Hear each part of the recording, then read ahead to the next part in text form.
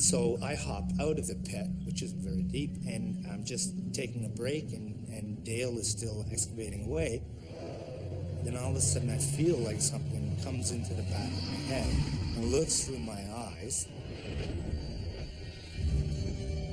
I was coming in our backcountry road, and I could see somebody walking in the distance, and I thought to myself, what is this crazy guy doing out in the middle of the night? And I wasn't frightened, but I kind of knew something wasn't right.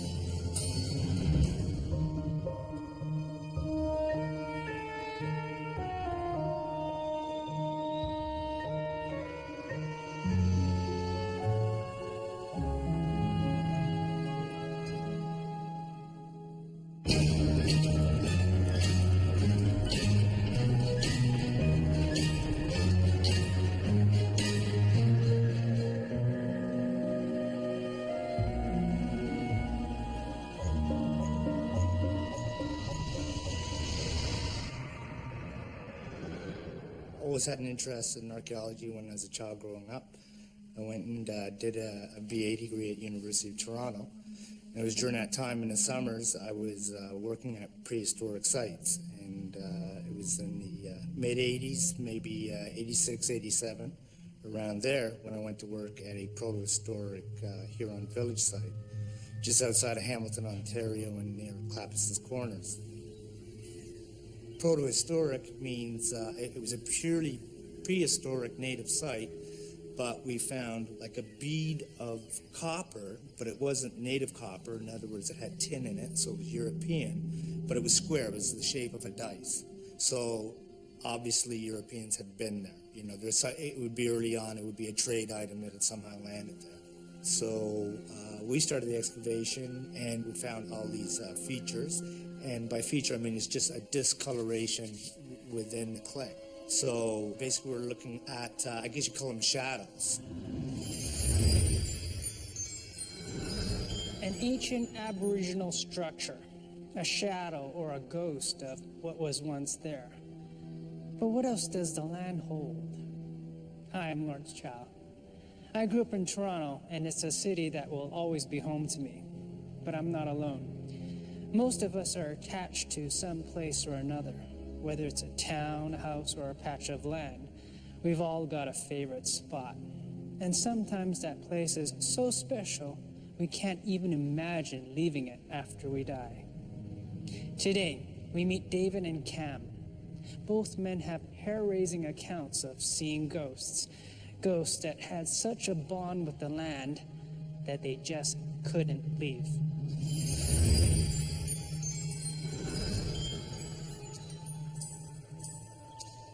I was working with Dale, who was a tall, skinny guy, and we came across this one feature, and we started to slowly excavate with our trowels. We started to find friable rock. We figured it was a sweat lodge, and a sweat lodge is a covered sort of tent, either out of wood materials or leather, and they would take and they would heat rocks in a fire, then they would put them in a sweat lodge, so it would get really hot like a sauna. Then the natives would go inside to go on a personal spiritual journey, and, like a form of meditation, and they still do it today.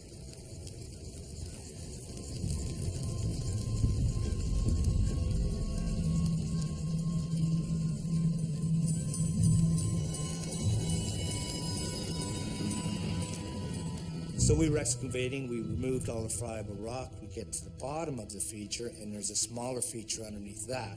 So we excavate that, and we found a black bear skull. Black bears are native to Ontario. So there is a bit of presumption on the side, but native people have different clans that they ally themselves to the turtle or to the bear, eagle, you know, the list goes on. And so because it was a special area where a lot of sort of a spiritual center in that feature as a sweat lodge, we're figuring that it was the Bear Clan that was put underneath it. All these places are sacred in the sense that any place that you put for either a meeting of live people, just in a spiritual sense, or for peace. People can't desecrate it or disturb it. So we were excavating all these features, and there was a river that runs across the edge of the site, and always in the reeds by the river, I would see a sort of translucent, almost transparent figure of a man, definitely native, and he would be standing there, and he'd be looking at me.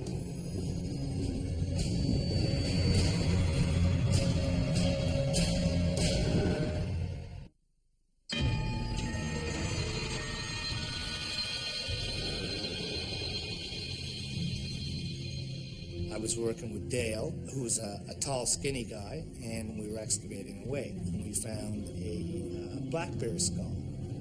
So we presume it was a Bear Clan sweat lodge.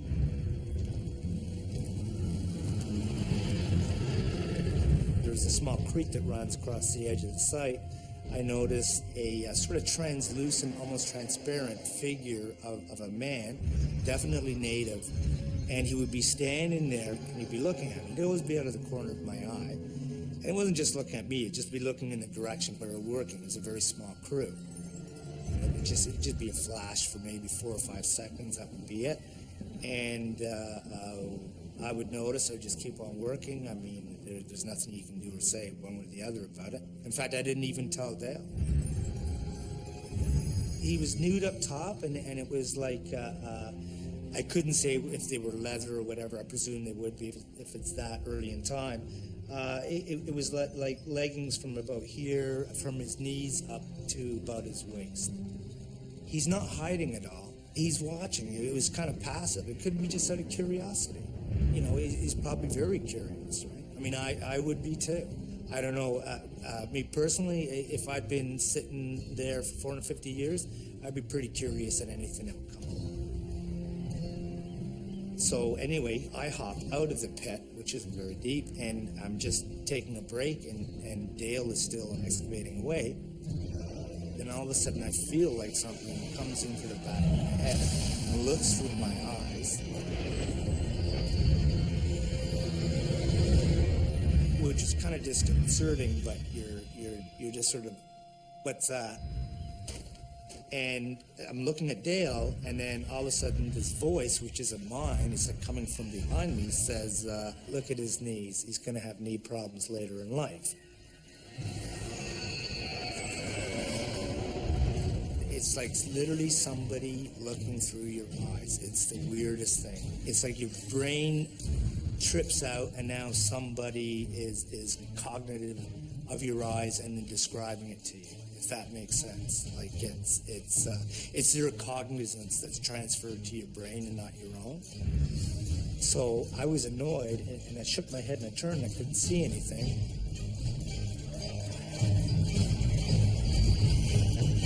And then it was gone. There wasn't a soul around for acres. So, I mean, you know, it's not like I heard something or misheard somebody say something in the distance. There was nothing there. It was just kind of strange, and you kind of continue on your day. I mean, you know, what do you do? Yeah. When I shook off, I felt angry. I mean, it's an invasion, right? You know, I mean, we all have a personal space. So when you feel something that's, you know, potentially or feels like inside your head, that's a total invasion. I had no doubt, even though I never saw him when I felt this thing go into my head and look through my eyes, I had no doubt whatsoever that was the same as what I had seen.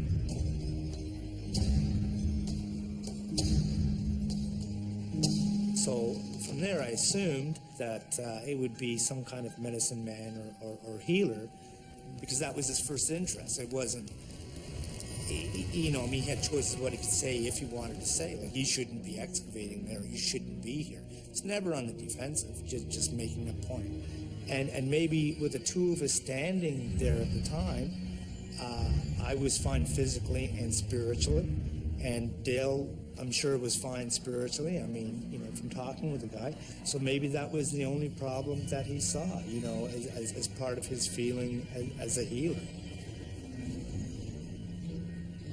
it would make sense in a sense that we would not be outsiders to a healer. We might be outsiders in the sense that that is not a site, we're not of that culture.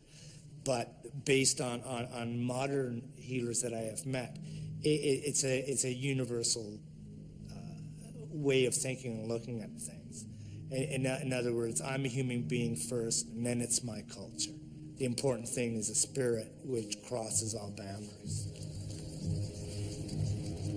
So if he was that kind of person and he had that kind of ability, maybe it was important to him. You know, maybe he felt I was receptive to it. It was an experience. I mean, I can't take away the experience I had, right? So, you know, and as far as what it was, you know, who knows in the end.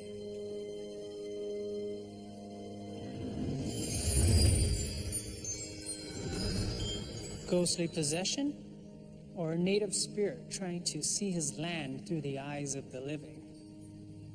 David doesn't know for sure what happened to him that day, but he does know he felt violated and angry enough to shake loose whatever was in his head. It was the first time he had that reaction. Up until then, he simply accepted what he was seeing. He didn't even tell his coworker Dale about it.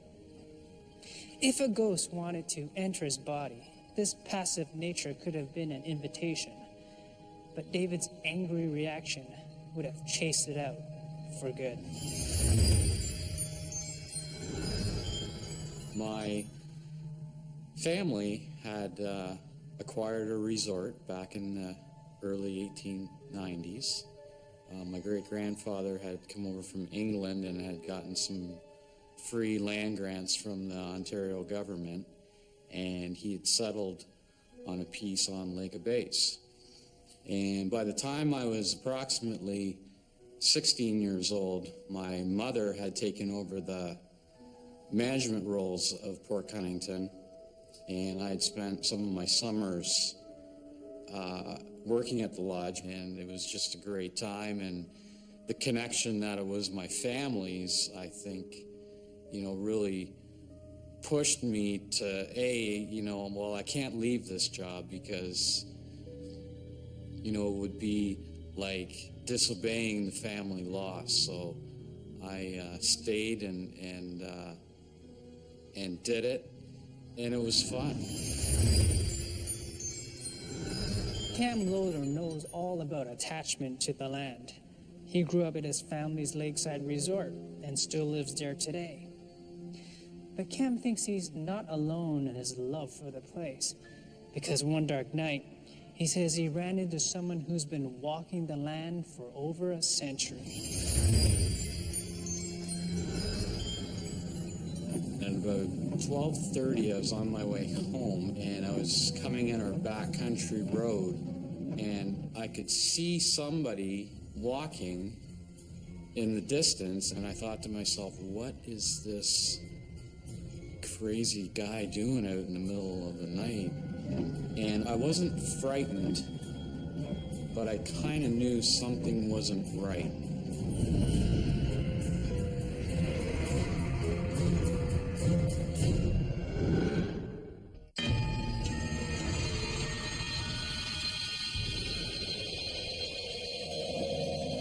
About 12:30, I was on my way home, and as I was driving, there was a sugar bush on the left-hand side, and as I was approaching that, I can remember seeing in my car lights a person walking.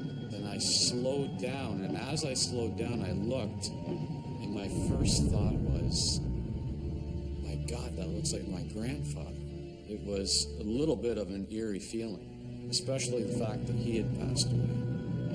And I can remember driving past him and him looking at me and me looking at him. And I thought again, is that my grandfather? So I stopped my car, I put it in reverse, I backed up to get a better look.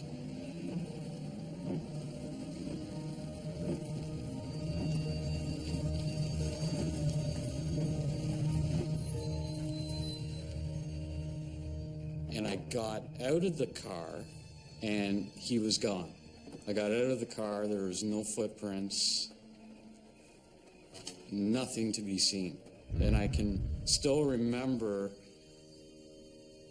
to this day what he was wearing. It was so prevalent with his green boots and his old style of work jacket on.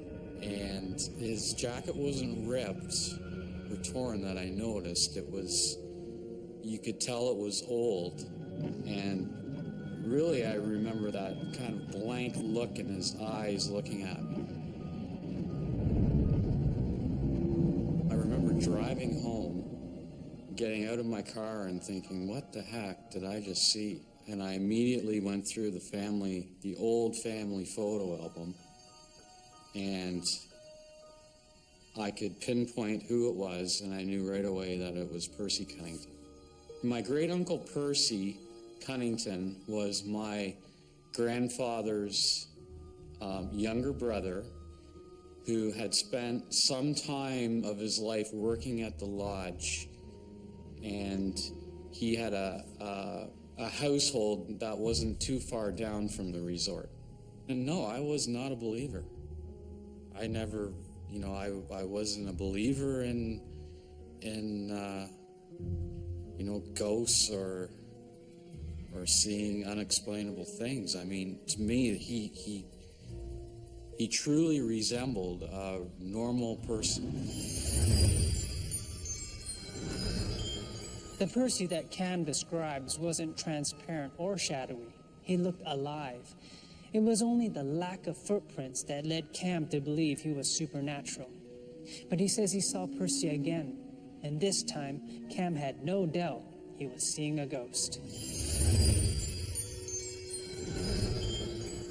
I was at the resort, and it was pretty much in the middle of the day, and I was walking home. We had a house that sat on top of the property, and I had noticed while I was walking that there was somebody on my mailbox, leaning on my mailbox. And I thought to myself, well, that's strange. I wonder who, that old guy is on my mailbox. And as I was walking closer, every hair on the back of my head stood up, and without a doubt, in my mind, it was Percy Cunnington. Once again, dressed in the same attire with his boots on, his old-style work jacket, and the blank staring. It was like looking at a normal person. And as I approached him, he just vanished. I had to stop and kind of catch my breath and take a look around, and I think the biggest thing about seeing him for the second time was he didn't scare me. I think if I didn't know who he was, then there probably would have been a little scare in the air. But I definitely know who I saw. And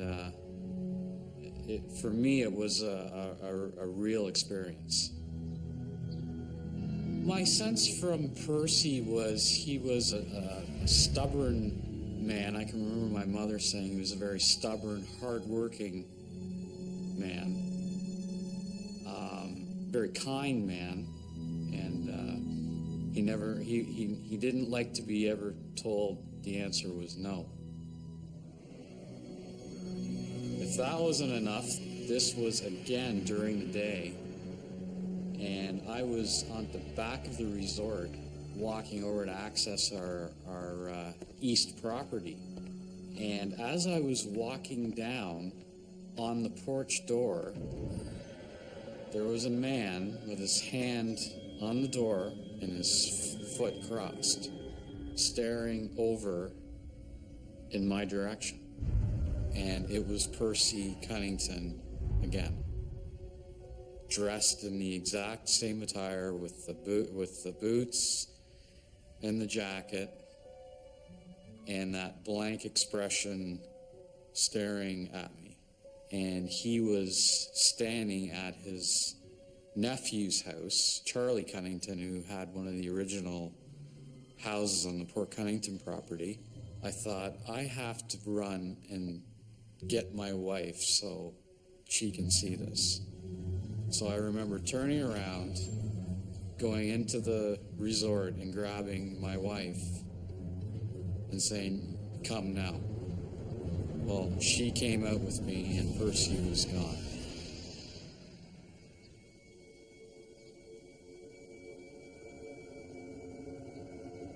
Now, throughout the years at the lodge, since my wife and I have been there, we've also had some of our guests who have come over to ask us about the man wearing the big boots and the old jacket. You know, when you get those stories, it's seeing them for myself and hearing our guests say, you know, this is what we saw. It made a believer out of me.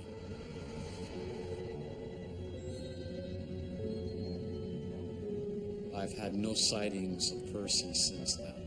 The resort itself has underwent a lot of changes in the last years, a lot of new development, and most of all of the old Cunnington houses have now been torn down with new buildings in their place. And I think maybe there's a connection to that the old is now all gone and it's nothing but new. And maybe it was time for Percy to move on. I think Percy would be, I would hope that Percy would be quite happy with the role that I have played and my wife have played. And I really hope that I've portrayed and have, you know, kind of blessed the property with the younger generation of the Cunnington blood. Percy was stubborn in life, and if Cam is right, he's stubborn in death too. He doesn't want to leave the sugar bush he built, and he presided over the resort until everything from his era was gone. If David's native man is stuck to the land he lived on, he might also be attached to his position there as a healer and the message he had to deliver. The information about bad news could have been for anyone. A message like that is an example of Kledonism, a practice from the ancient Greeks who believed the gods would sometimes speak through an uninvolved third party. David can't be sure why that message went into his head, but like Cam, he believes that people can become so attached to the land that they never leave it, not even after they die. I think Percy is maybe, you know, as much as this may sound crazy, that he is, you know, looking out of the lay of the land, checking things out, so to speak. I think deep down inside me, I want to truly believe that he's there to say, hey, I'm still here and I'm not going anywhere. And I'm going to maybe show up on your doorstep once in a while. I guess maybe it's just respect. I mean, you know, if you see something like that, that spirit has more right to be there in a sense, not just because he's native, but obviously he's closer to that spot than I am. I'm just an outsider coming to tear it all up and then go away again. I'd never get up in the day and go, oh my God, I believe in ghosts, you know? I mean, just sort of, I just knew he was there, I saw him, and that was it.